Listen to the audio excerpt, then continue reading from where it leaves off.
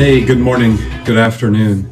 I have noticed lately that the current trend, there's always a trend on social media, the current trend is 2016. And so there's like you show pictures of yourself or what you were doing in 2016, 10 years ago. I think that's because social media has been prevalent that long. So it's like a reflection back on itself to some degree. But this is the trend, 2016 trend. I don't know if you've seen that, but people are putting up pictures from 2016. So sort of in that vein, I've popped out the Himalayan salt light, the salt lamp.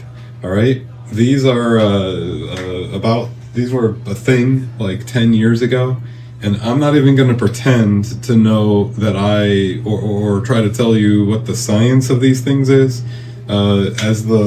it's calming. First of all, it's like this calm light, but then it's also I think that like the ions and the air around it change and has something to do with water in the air and bringing purification around it, or it helps you breathe better. I think a couple of things. I think that was sort of debunked. Like they don't really, the difference they make is sort of negligible, and I don't know that we even really necessarily see these anymore. Although crystals and things like that have been a thing, a new agey self-help thing for ever since I can remember, if not longer. The other thing is that we know that there was a big issue with these catching on fire, and it's not the lamp, it's not the crystal, it's not the salt, it's not the light. It's usually that these are on a switch and the switches are sketchy, and this one's on one. So if you see a flame lick up behind me, it's either the Holy Spirit is really, moving in this video, or my Himalayan salt lamp is caught on fire. One or the other. The other thing I want to mention with this is a thing I saw in the news a few months ago that intrigued me.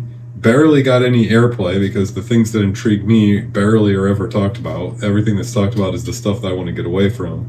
The thing that intrigued me were a group of Buddhist monks, and the connection in my head, and good luck like looking in my head. The connection in my head is that the Himalayan salt lamp, Himalayas, Tibet, these Buddhist monks, there's this group of Buddhist monks that are walking around the United States. They're not necessarily protesting, although they are telling us that they think something's wrong because they're taking the trouble.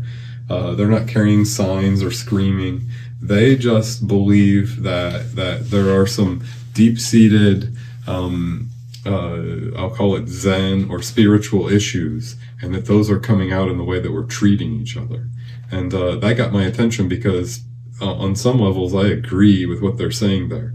That I think this chaotic, conflicted, just at each other environment that we live in now is more a product of who we are and our sinfulness and our loss of center, which is what I think those Buddhist monks are saying, than we think. We like to just yell more or tell people, today we'll fix this problem or we'll fix that problem, or we'll look back at 2016 and see the same people and the same problems. It's just louder now.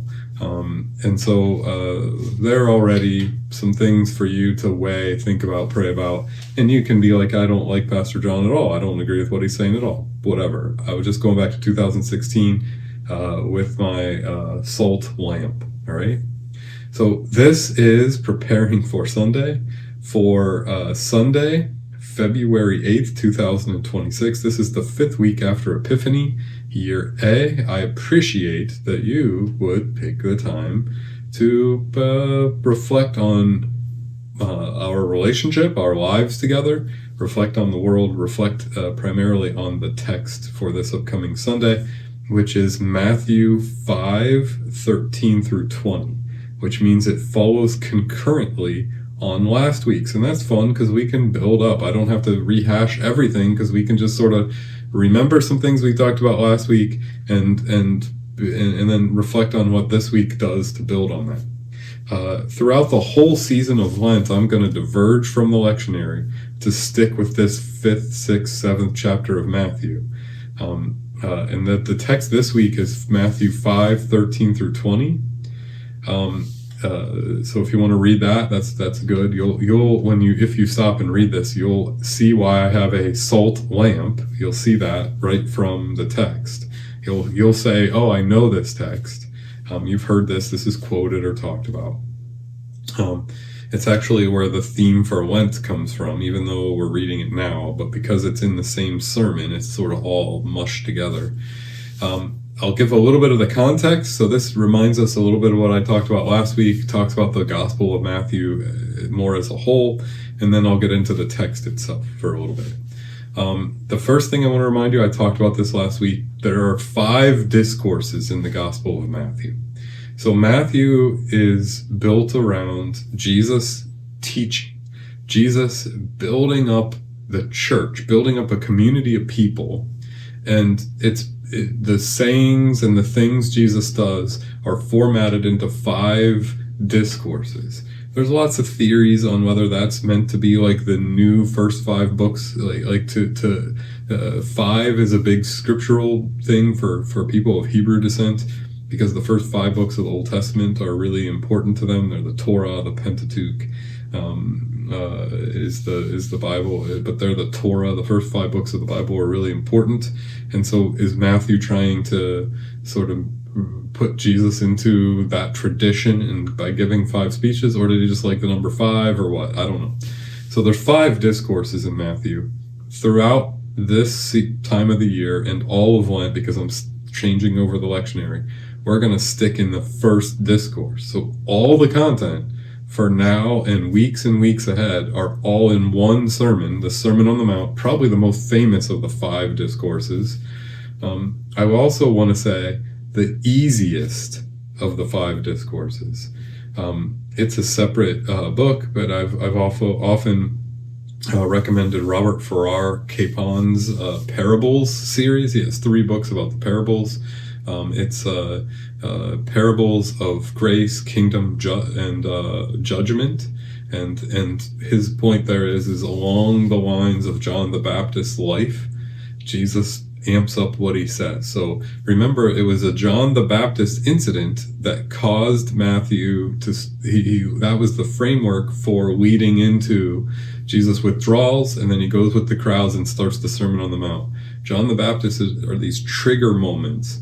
And as it goes along, and eventually John the Baptist is put to death, Jesus keeps amping up what he expects in these speeches.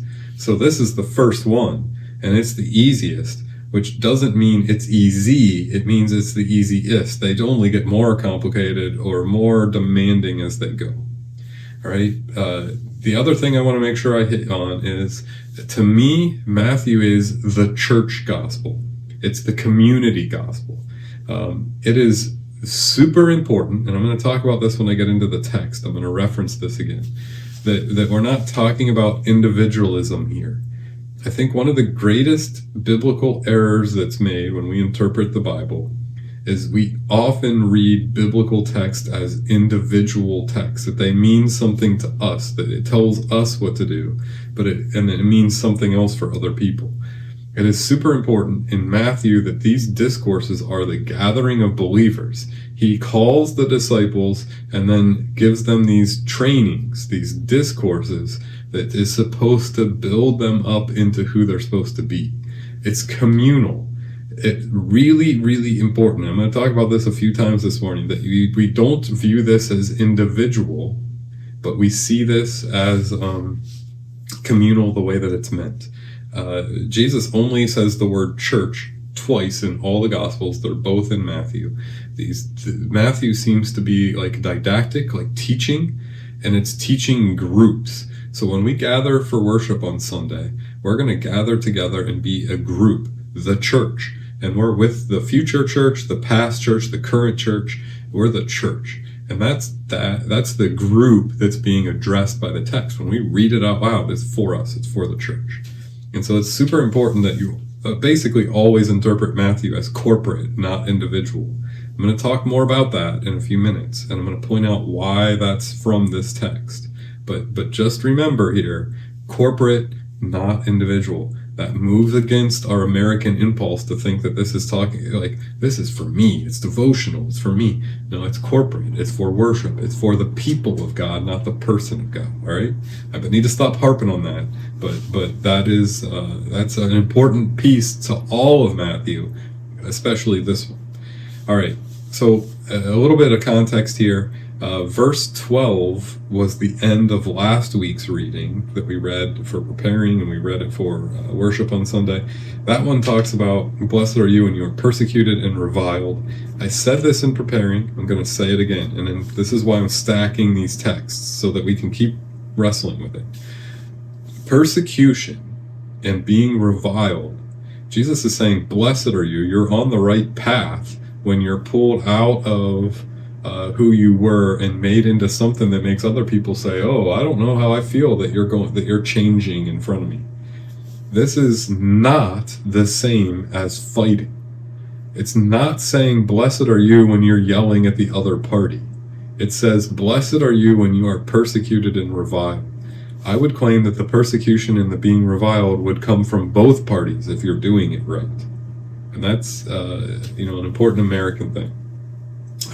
I got my attention went on to those Buddhist monks that are doing this coast to coast sort of tranquility walk or whatever, but there's not a lot in it that's going to get them persecuted or reviled. So it's peaceful, and but unless you hear the message that says left, right, progressive, conservative, whatever, you're all being too reactive. That monk thing got me because it's talking about how reactive we're being.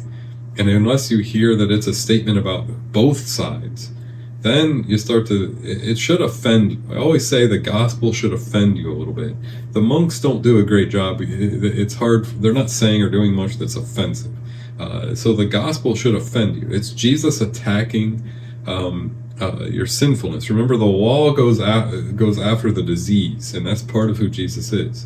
To cut out the disease is an attack. There's some side effects. There's some painfulness. We don't like that. We hear this text as individual, which means, hey, we're good people. I hope everybody else hears it. And that's not what this is. This is corporate text. We do not hear persecution. We say, oh, thank God the gospel is yelling at those other people. And then we hear, I'm going to use this to fight the other people. Never do we hear by hearing this and having it be written on our souls, we ourselves are getting the disease and the cure, and it makes us look different to the people we know, and there should be a little bit of like complication for us to be growing around these discourses that Matthew has Jesus giving. Means we're changing. We stay in touch with Susie, our neighbor, but we're being discipled, and we're growing, and we're changing. And as that happens, there's the reviling and the persecution.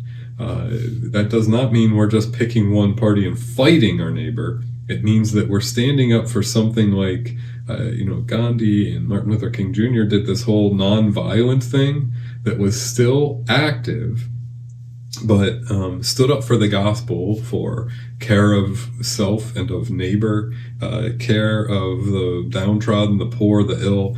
Really was after that, but wasn't after it in a openly conflict. They let the other people be the conflicting people, the people persecuting, fighting, screaming, shooting. They were the ones sort of letting themselves be self-emptying and have this stuff hurled at them. What I see is a lot of hurling, not a lot of being hurled at, if that makes sense. And it doesn't, we think, oh, I'm a Democrat and I'm yelling at the Republicans, or I'm a Republican and I'm yelling at the Democrats, and that makes me persecuted because that party doesn't like me. That doesn't make you persecuted, because half the people do like you. To be persecuted means the majority of the people don't like you in your own party and the other one, because you're insisting that it be about something deeper than what both parties are doing is quick fixes. So if you're more Republican or more Democrat than you are a person of faith, you're looking for a quick fix. This will answer everything. Just elect my person and we're good. That's a cult of personality. It is not written on our soul God's work in developing us. And frankly, it's too easy. as much as this is the easiest discourse, it's still much harder than just typing a diatribe into our computer and sending it. It'd be much harder to go to the place. And then I'll move on here. I'll say this one last thing. I saw last week a church official in a different denomination in a different state in trouble and then imprisoned. To be persecuted for that would mean to be upset about the thing the person did that got them imprisoned. They did some vile things.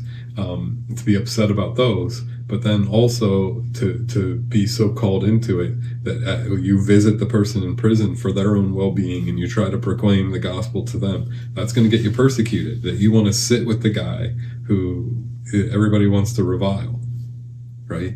So the gospel is not a halfway answer, and that's what makes it so difficult. It wants you to go the full way, and what most of our political parties want us to do is just go halfway, and that's not enough.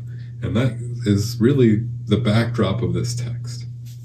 All right, so the text is verses 13 through 20, Matthew 5, 13 through 20. This is the salt and light text. So I have a light that's salt, salt that's light. Like I have the two things next together. Because where else are you going to find these two things sitting next to each other and making any sense? I'm not going to go into a lot of explanation of what the word salt or what the word lamp mean or any of that stuff. That is the part, this is the text I'm focused on, this 13, 14, 15, and 16. That's going to be the basis for the sermon. I'm not going to look as much at 17 through 20, although that is, of course, scripture too. Those 13, 14, 15, 16, those are considered kind of transitional verses. The last of the Beatitudes is about persecution, and then you can see 17, 18, 19, 20 call us into hard, difficult things. And that goes back to what I was just talking about. Not half measures, full measures. To some degree, the Buddhist thing got my attention, but it's really only a half measure. Unless they're going to sit in the community and make a statement that is, we shall not be moved because we believe in this, and really let things sort of be hurled at them and then they're not sort of going as far as I think they kind of need to, but whatever. I'll also mention here that Jesus does not say, there is all sorts of commentary. If you Google these texts, you can hear all sorts of things about how salt was used in the ancient world. I've given those sermons before where I'm like, here's why it's salt, here's why it's light. There's Psalms about the light into our path and God lighting. I'm not going to do a lot of that. The only thing I'm going to mention about the text here, I'm not going to do Greek. I'm just going to mention Jesus does not say what this means. He doesn't say how we are the salt of the world. He does not say why we're the salt or the light. He just says you are it. He just calls us it. He doesn't really explain it a whole lot. The explanation is left for people like me who make these long, dreary videos about it, right?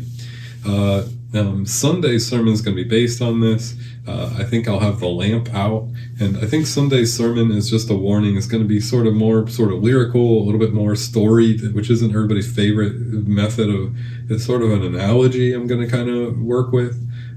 Next week, which is February 15th, I think that one's going to be a little bit more educational.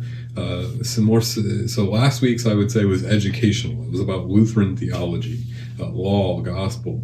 I think next week's, the 15th, is going to be similar in some ways to that. In the middle here, I'm going to sandwich a more lyrical, I guess, poetic attempt at poetry, and a little bit more of sort of an analogy and storytelling in the middle. So this one is not as in-depth. It's a little bit more felt, I guess. I want to point out here that salt and light, it doesn't say be good. So what happens when we interpret these, be the salt, be the light, is we tend to make it individual, and then we tend to make it about being good. Being good is, it got my attention. So they're not bad people, but that's like the monk thing. You're walking through, you're good, holy people, you have everything put together. That's not necessarily salt. In the ancient world, had great uses, bad uses, a lot of sweat of the brow to get to it. We hear like be good people, and I think that's not actually what this text is about. All right. I think it's about who God makes us for the sake of the world. And here that I'm saying we, us, plural. The you here, you are the salt of the earth. You are the light, though. You are the city on a hill. That you is plural. And Jesus is speaking to the disciples. It is communal. It is not individual, and it's not based on works and goodness. This is not saying here, just go out and smile a lot, and you'll fix the world's problems. You'll be the light. That's not really what it's saying. It's saying you're in the world. Do something on behalf of it. And the thing you do might get you persecuted and reviled. Stick with it, because this is the truth, and this is Jesus, and it's the presence that the world needs. And it plunges through the cross before it gets to the resurrection. And what our political parties are trying to do is always talk about the resurrection. They never, ever want to plunge into the cross, and that's why they're wrong. Because the gospel tells us it's death, and then God gives us the resurrection. It's not humans trying to build the resurrection all the time, right? I would say, and it's really important here, that you is plural. This is communal. This is not asking you to be a good person and fight the good fight. It's asking you to be who God says you are, the church. And if you're the church, it means you're in dialogue with the person next to you who lives completely different, because that call is corporate. It's not person. It's not individual. And so, a lot of people give up churches. I've had people so many times be at church and they'd be like, I'm church shopping. That means that they're basing that on what is important to them. As soon as you have a meeting that says something that people don't want to hear, they're done. As soon as part of your church makes a decision in the other side of the globe, people are done. That is not being the salt of the earth. That's not being the light. It's not sitting in where you're persecuted or reviled. It's looking for quick, easy answers. And as humans, we are always looking for the quick, easy answer instead of depending on God to strengthen us and to be the real answer, not the quick one. All right. A couple of things here. I think St. Stephen is really good at being the city on a hill. I think this part we have. I think that verse we do really well. I mean, we have scouts. We have other groups that meet in our building. People drive by. They see our sign. They know that we're here. They know that we're doing this stuff. It's not one or the other of these. It's both. And imagine this is the easiest of the discourses. And it's both. To be salt means you're blended right in with other people. It means that your faith is seasoning the world around you. It doesn't mean that you're just sitting here. That's part of it. We're sitting here as a church, and that's half of what we do. And sometimes we're dependent on Pastor John or St. Stephen to just proclaim the gospel, meet people, do God's work all on its own. And then we live in a world where we have all this fervor, and it's for quick half measures. And so here's this full measure that we rarely take out, and we rarely get ourselves to the place of persecution and being reviled. So to tell you what that looks like, as a pastor, I'll say, you're not doing it right. And I'm not doing it right. But I mean, you aren't. And that should be offensive and make you say, well, if I'm not doing it right, why don't I say a prayer at the end of this that says, God, help me see the truth. Help me be filled with your spirit and do it right. And see, to give up yourself is that death and that willingness to have God take care of you instead of you always trying to take care of yourself. I think St. Stephen, the people of St. Stephen, you and I, who are the community that's being addressed here, are really good at being the city on the hill. People know we're here. People drive by. Look how good that's doing for us, the world falling part. It's the salt and the lamp. Both. What we're not as good at is the salt, is the being mixed in. We're kind of, I think, maybe a little bit passive, like we just hope that all this will pass, and we don't proclaim the gospel as we think it is. We don't address law and gospel in people's midst. When people are all the time, one party's all the time yelling about the law, we don't say, yeah, but here's the gospel. One party's always yelling about the gospel, and we don't say, here's the law. And we don't just stay connected, loving, caring of our neighbor in both of those places, which is the salt part of that. And this is not about goodness. This is about how God is bringing this kingdom that we pray about every week in the Lord's Prayer. Thy kingdom come. The way God is bringing that kingdom is by the Holy Spirit calling a corporate group of people who, it doesn't say how, it doesn't say why, are made salt and light simultaneously. Not one or the other, but both. And we're the ones who become visible signs of God's work in the world. That's what this means. This means that the church, St. Stephen in particular, because I'm talking here and doing this for St. Stephen, but it's broader, but I'll just say it's to that. We're being made a visible sign.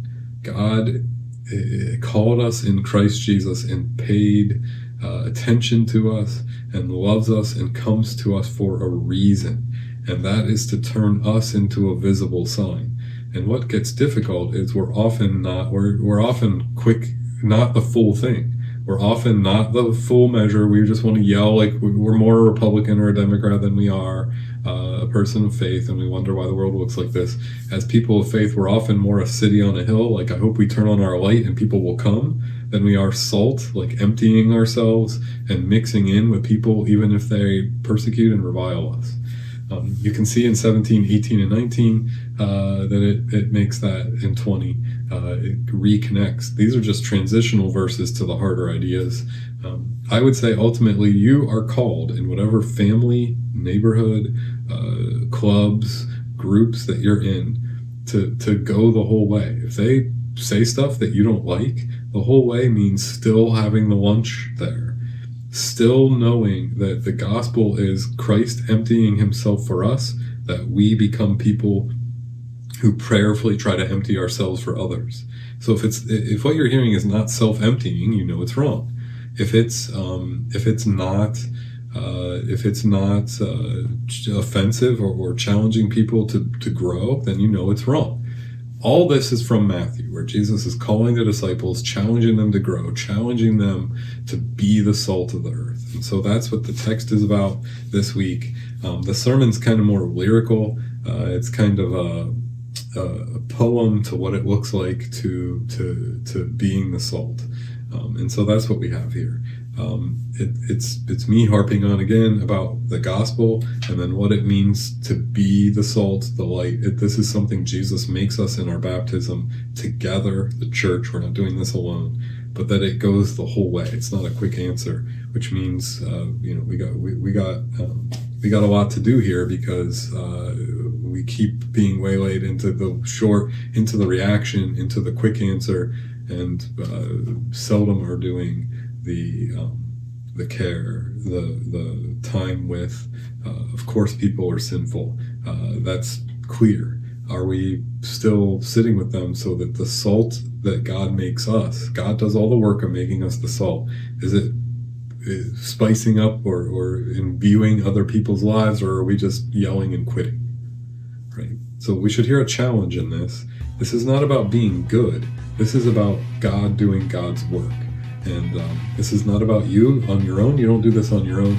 We do this together. All right. So the text for this week is Matthew 5, 13 through 20. The image I'm going to have out, I don't know how much I'll talk about it Sunday, but I'm going to have it out, salt and light together in one, unified, not one or the other, but both and it's a call to care. We care for the people who are taken advantage of by vile acts. We care for the people who do the vile acts. Care is universal. It's not pick and choose when you do it. Pretty soon in the Sermon on the Mount, we're going to hear love our enemies. Same idea.